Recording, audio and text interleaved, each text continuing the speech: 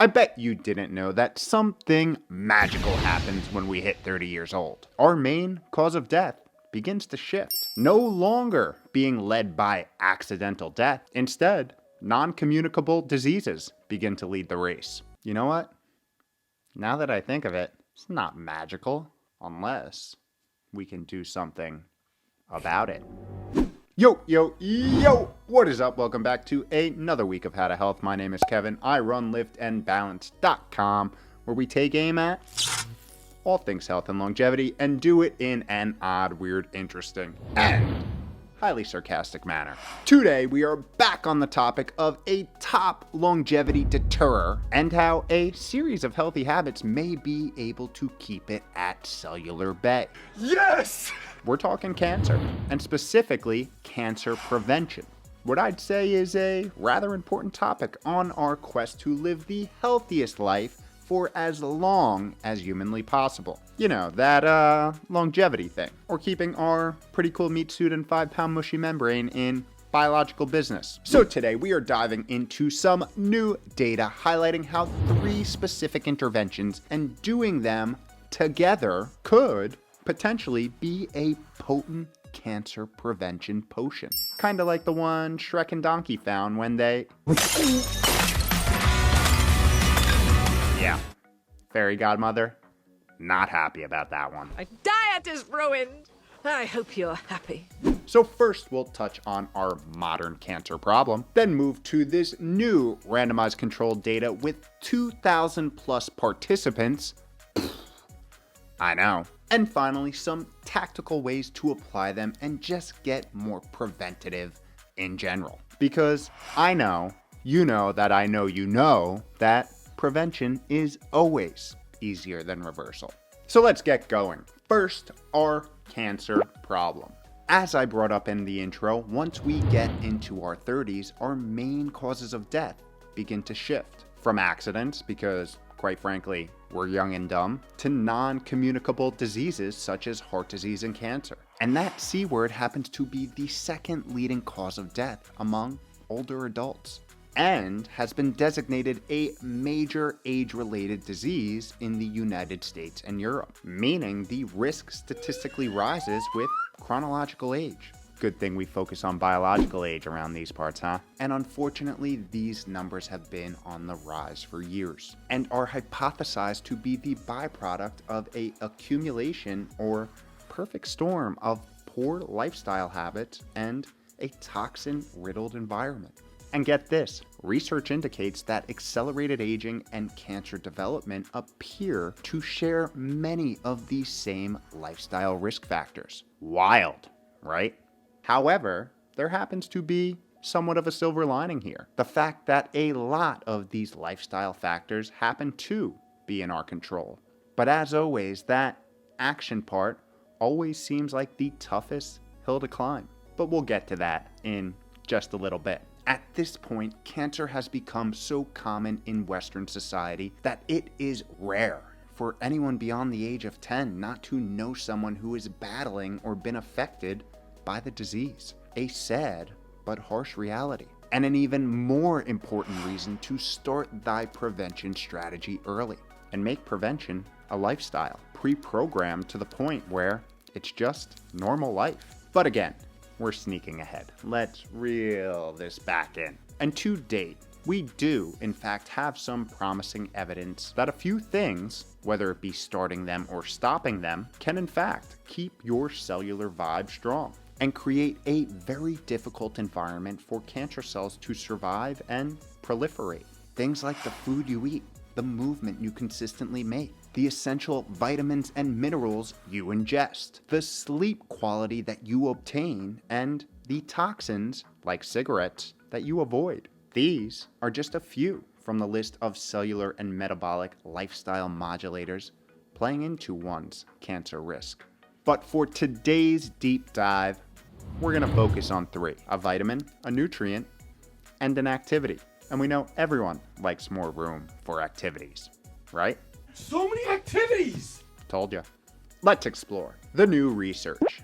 This new study published in Frontiers in Aging looks specifically into how a high-dose supplement of vitamin D, omega-3s and a simple home strength exercise program impacted older individuals' risks of developing invasive cancer. And invasive cancer is the term used to describe cancer that is spread. Definitely not cool. I know. Now, what's the big whoop with these three? Let's take a gander. First, vitamin D.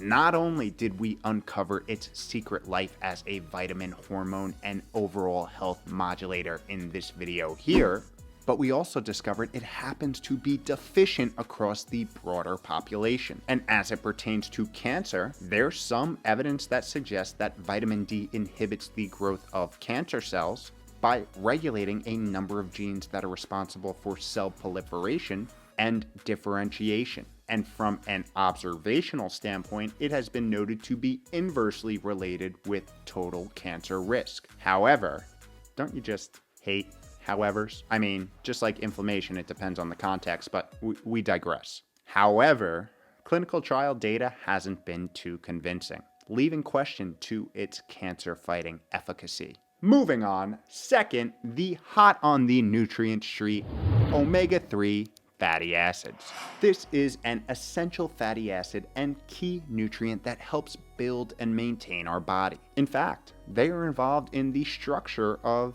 each and every cell wall that we have. Thus, by association to cellular health, they're kind of important. And when it comes to cancer, mechanistic studies have shown that it may, in fact, inhibit carcinogenesis, or cancer creation, by suppression of inflammation, cell proliferation, and angiogenesis.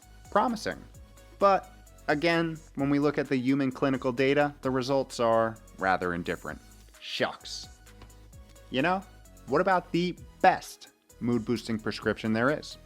The activity arm of the study, exercise. As we saw in this recent breakdown, there is a rather high probability that cancer doesn't like the bioactive compounds that are secreted as a byproduct of moving that badonkadonk. But those results were in vitro, or outside the body. This, along with several other studies, suggest that exercise may very well reduce the risk of cancer by several mechanistic pathways, including modulating inflammation, protecting and repairing DNA, and strengthening the overall immune system. But for a third time, the clinical data is lacking conviction.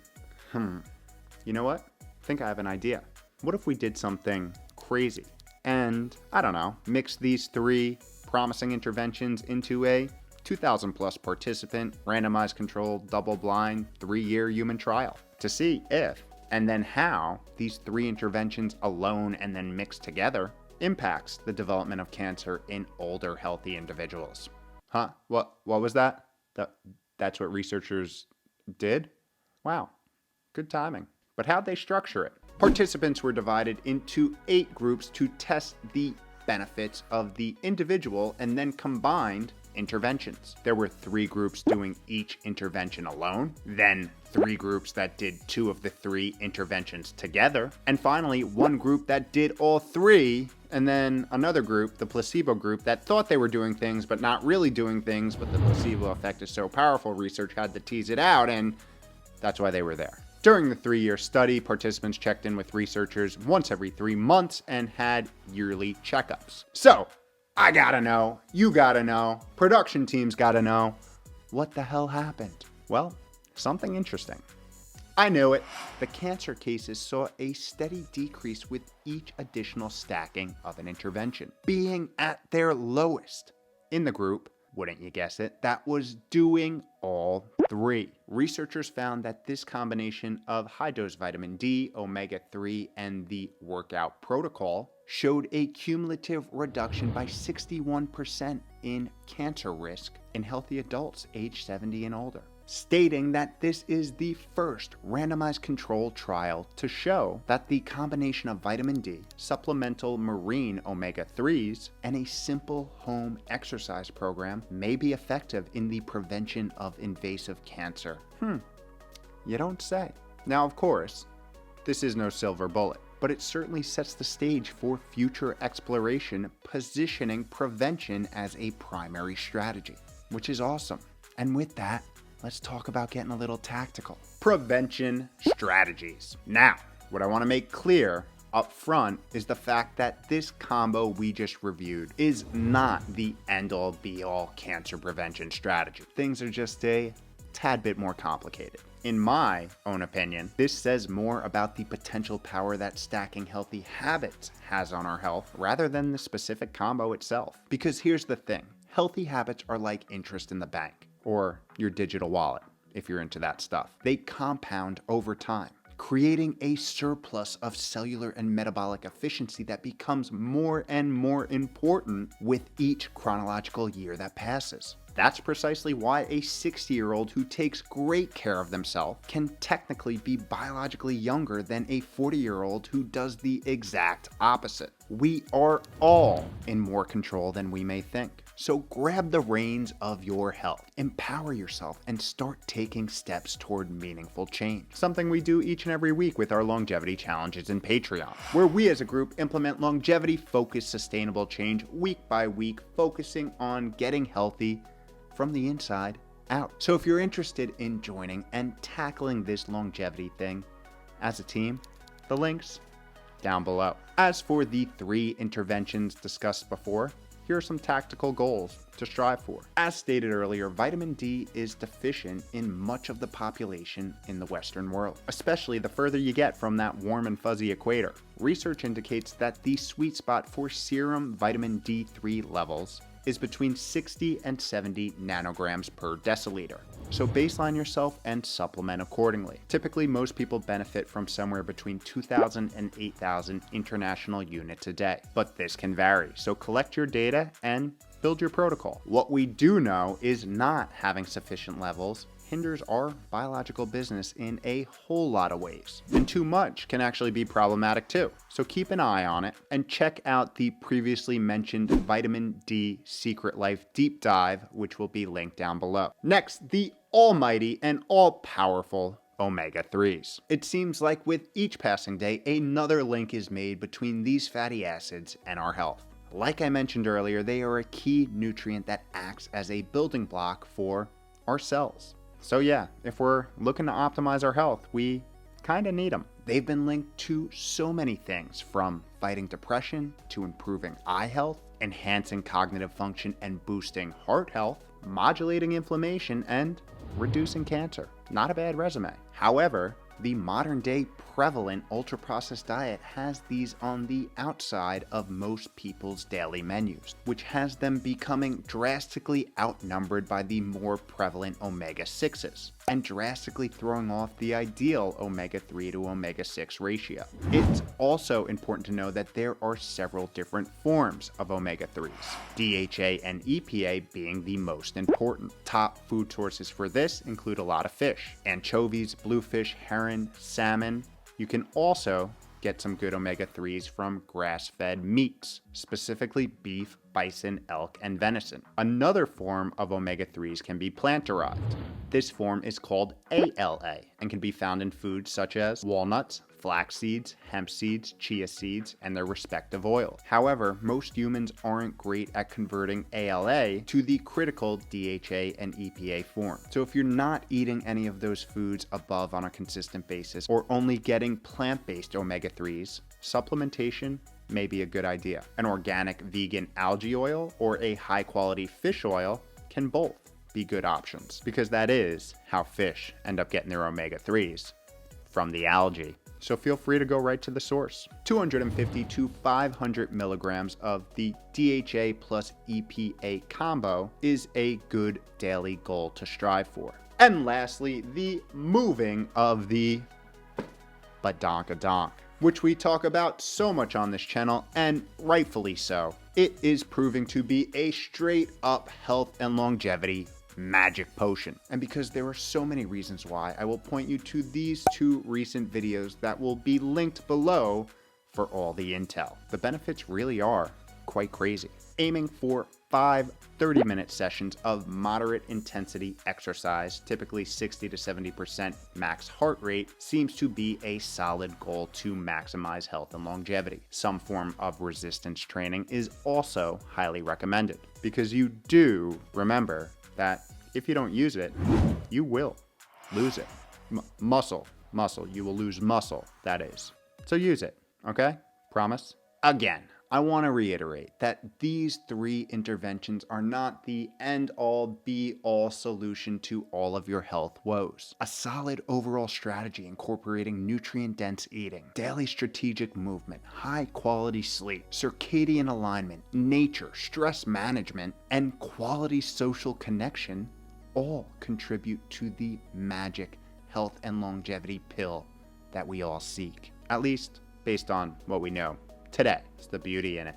In my eyes, research like this just provides a little more insight into how our healthy habits compound on each other, not only improving everything around our day-to-day life, which is a win of and in itself, but increasing our odds, likelihood, and probability of longevity, delaying disease onset, and maybe pushing the shift in leading cause of death due to accidents from 30 to 40, or making it a period of prosperity.